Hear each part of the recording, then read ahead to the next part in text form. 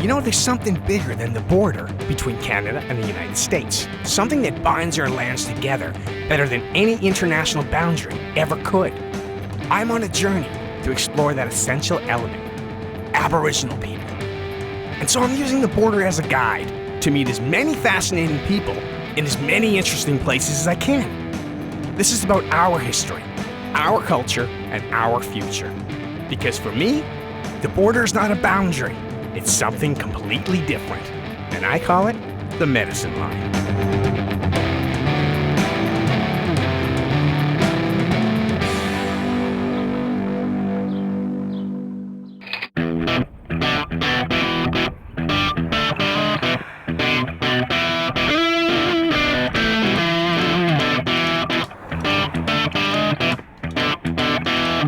Being a cameraman, I'm always involved with creative pursuits.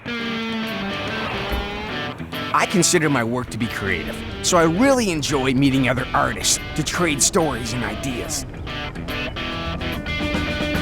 On this trip, I'm going to meet with 2 Aboriginal artists that are doing some truly groundbreaking work.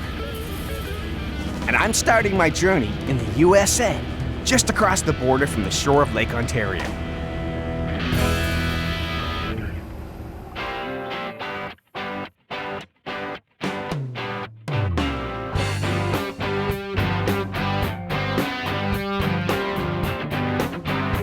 I'm in Rochester, New York, and today I'm going to meet Rosalie Jones, also known as Daystar. In the dance world, she's a pioneer. She's a legend. She's been dancing for 40-something years, and she put together the first Native American modern dance company. How cool is that? Today she's going to put on a performance just for me. And you know what? I can't wait.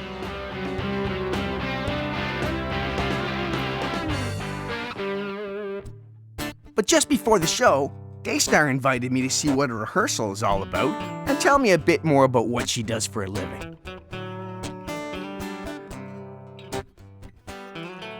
I created Daystar Dance Company, contemporary dance drama of Indian America, in 1980. I was teaching in the communities, in the cities, urban centers.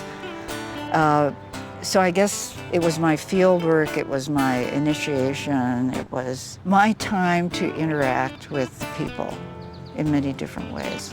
What I decided to do at that point was to always be teaching and then draw from my students for the company. The main mission of the company is primarily to encourage Native youth to work in the arts. And in the process of doing that, to teach everyone else in the greater dominant world the respect for these arts of Native peoples.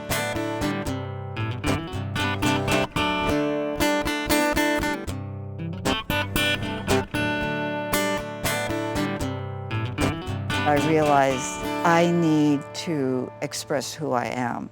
And who am I? I'm a Native person.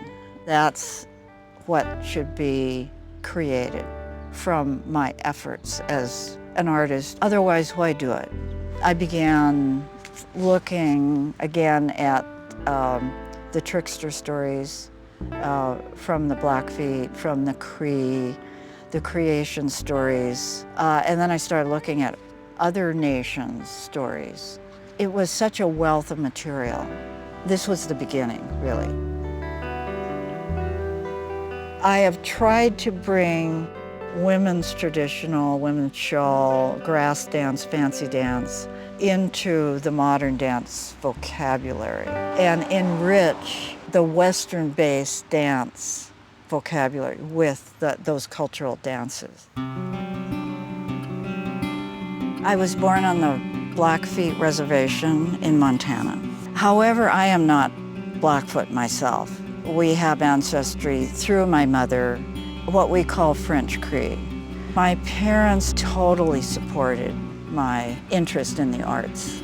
So I got the bachelor's degree in piano and music, and then the master's degree in dance. And there was no question that was what I was going to do. Does the culture and the stories inspire the dance? Or does your dance inspire your culture inside you? It really is both ways. Certainly, as a dancer, the dance itself inspires me. Definitely the culture inspires the dance story and the characters. One of the primary pieces that I've done is No Home But the Heart, the story of my family. It's based on 4 generations. It's very much a juxtaposition of historical fact and the personal impact on people whose lives were changed by this governmental intervention. What's it like sharing that with everybody? You know, it has been an amazing experience. I was doing it because I felt this story needed to be told, and it just poured out. Yeah. There was no effort at all. It was just there. Besides being a dancer and creating a modern dance company, well, Daystar is also a teacher. She's helping shape the future of Aboriginal contemporary dance through young people. I got to see her instruct Keith, a former student of hers who is now a dancer in the company. I like turning and with the bear and putting him on again. And then, yeah, that was a good addition.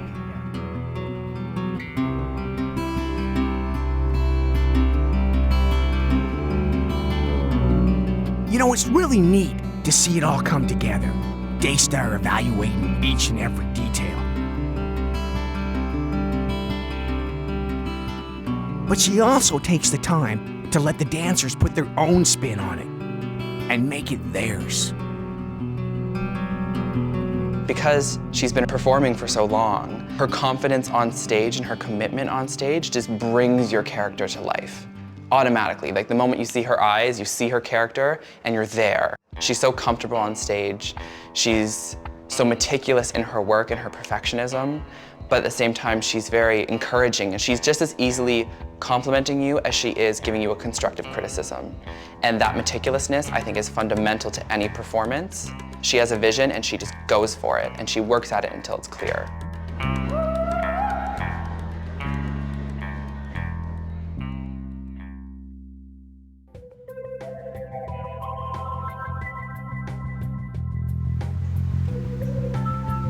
Being a teacher is very important. It is as important as performing. The youth, the young people are our future. When we're not here, they will be carrying it on, going way beyond where we are.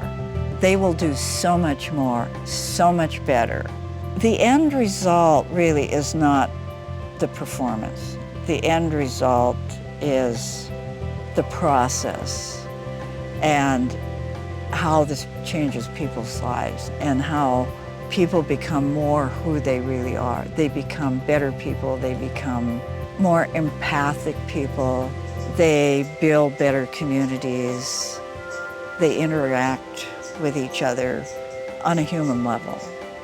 And I think that's what the arts teaches, is how to be human more than anything else.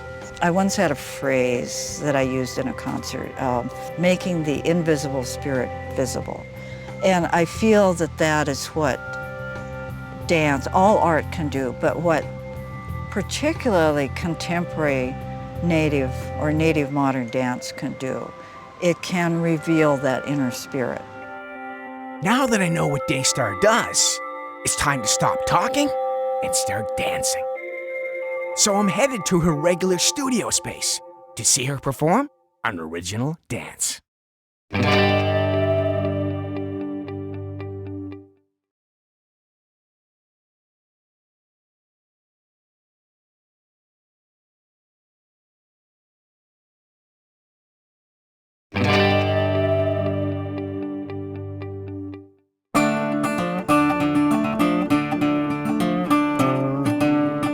I'm in Rochester, New York, about to film a dance performance with a modern pioneer in contemporary Aboriginal dance. Her name is Daystar. This is the new work, Allegory of the Cranes. It was actually the first piece I did as a performer. based on the culture, is really a vehicle through which I can make a statement on reaching 70 years of age. Allegory of the Cranes has a subtitle, Where Are You Going?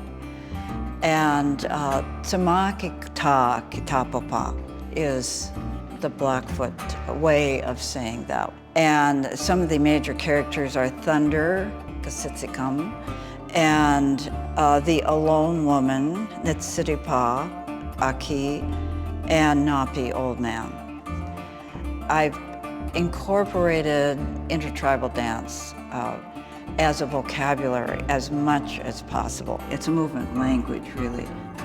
Now it's time for the main event, the moment that I came here to film. Daystar performing her own work, the Allegory of the Cranes. A dance that has a lot of meaning to her and her family's history. I grabbed my camera to capture the action.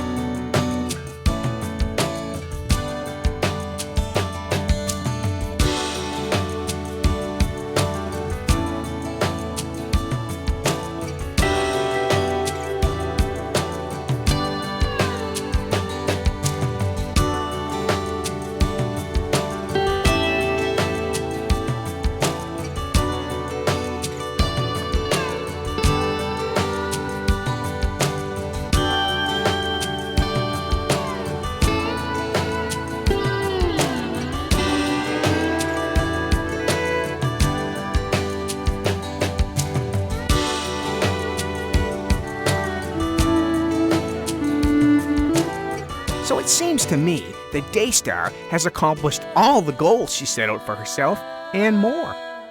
Her dances are captivating to watch and really fun to film.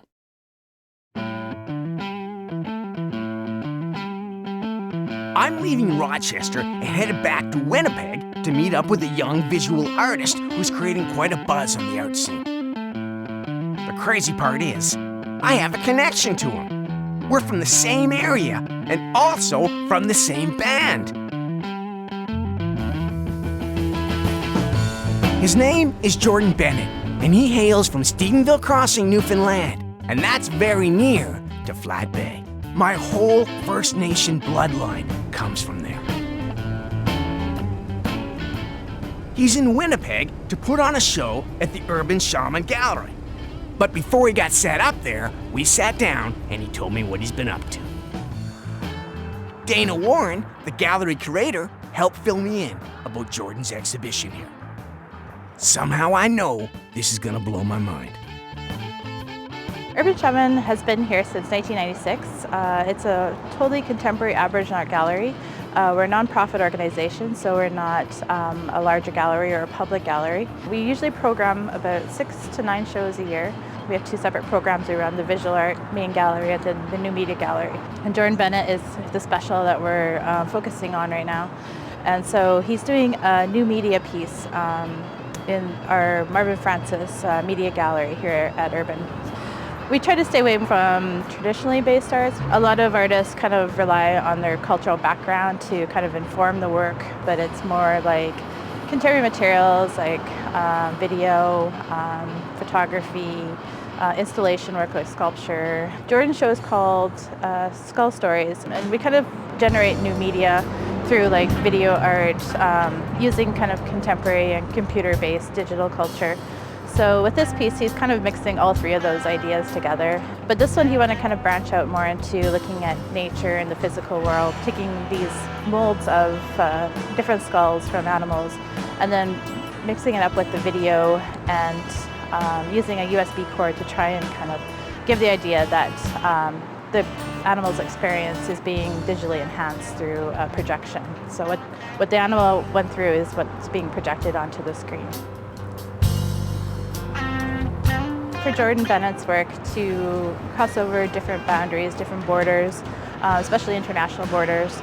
I think it's the interesting fact that he does use different ideas in DJ culture, music culture, skateboarding culture. It's kind of popular culture that he mixes in with his own ideas of what his own background means to him. So I think that, really a lot of people can read into that and have a connection to the work, no matter from what type of experience or background you have.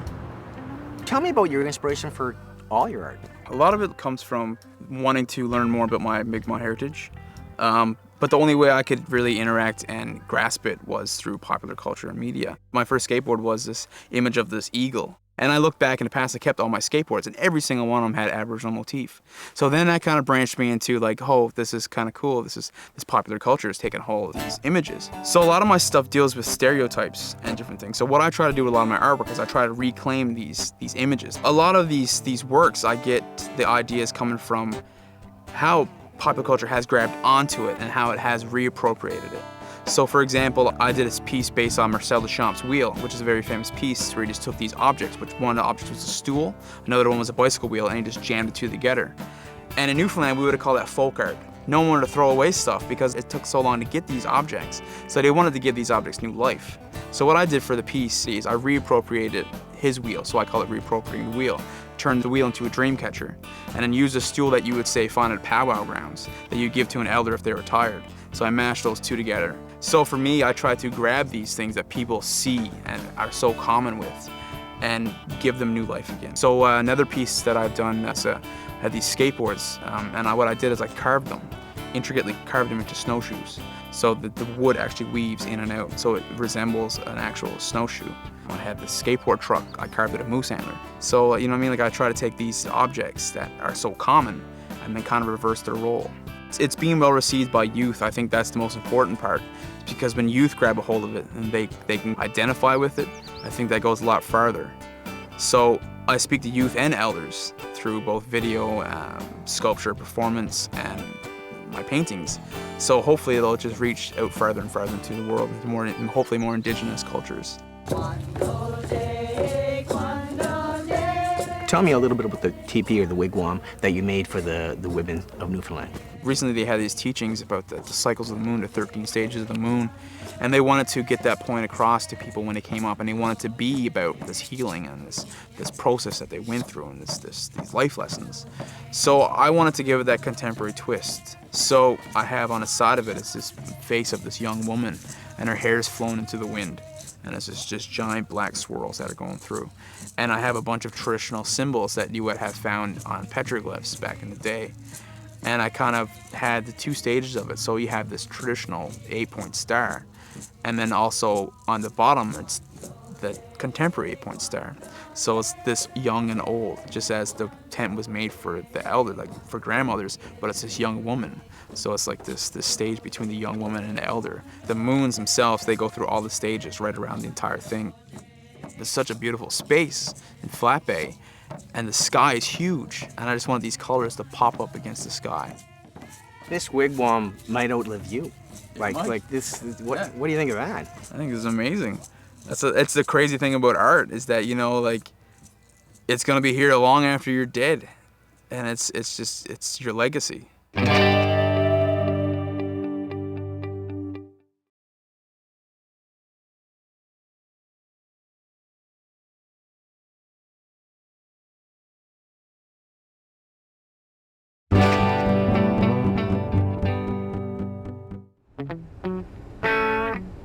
I'm in Winnipeg, Manitoba, meeting with visual artist Jordan Bennett, who is showcasing his latest work, Skull Stories, at the Urban Shaman Gallery. When you walk in, you see the skulls, and you kind of walk around, and you see the USB cords coming out the back of it, and then see the video. I think it kind of keeps the person there. So for me, I kind of work in a triangle kind of formation. So you see the skulls, you see the video, and you make the connection back to the skulls with the USBs. And it consists of 4 cast animal skulls: a beaver, a bear, a rabbit, and a coyote. What I want to do is kind of tap into the knowledge the animals would have and what the animals would see. For example, for the bear, I paid attention to the rods and cones in the bear's eyes, the depth of field it sees, and what colors that it would actually perceive. The beaver is a lot of underwater shots and stuff, so it's kind of paying attention to the environment and key moments in an animal's life. A lot of my stuff, I'm trying to throw like the wow factor on people. That's the way I want it to be shown, you know what I mean? I want you to be able to come in and experience that the way it should be, you know, like in the dark.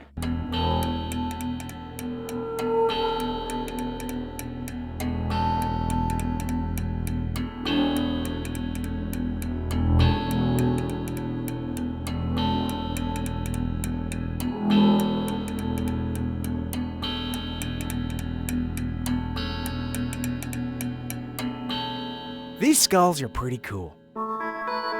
Jordan is one heck of an artist, and Skull Stories is an impressive piece of work that tries to see the world through a whole new perspective.